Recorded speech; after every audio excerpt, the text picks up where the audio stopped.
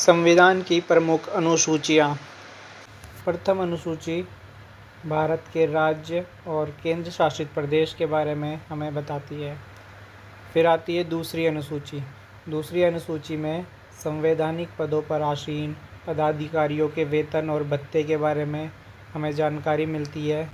फिर आती है संविधान की तीसरी अनुसूची।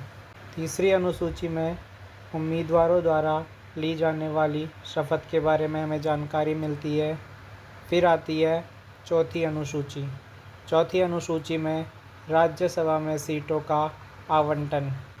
फिर आती है पांचवी अनुसूची, SC/ST का प्रशासन और नियंत्रण के उपबंध। फिर आती है छठी अनुसूची, असम, मेघालय, त्रिपुरा और मिजोरम।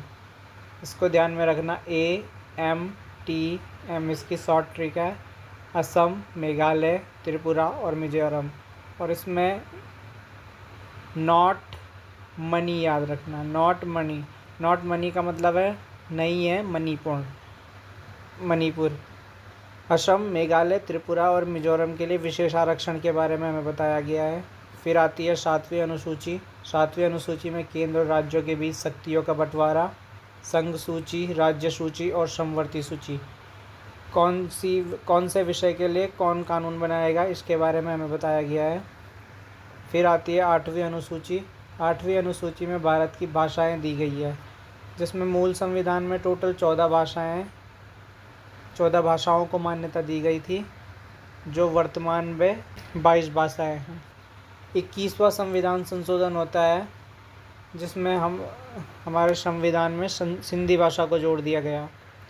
फिर 71वां संविधान संशोधन हुआ, जिसमें 3 भाषाओं को जोड़ा गया, जिसे हम शॉर्ट में पढ़ते हैं नमक, नासेन, नेपाली, मणिपुरी और कोंकणी।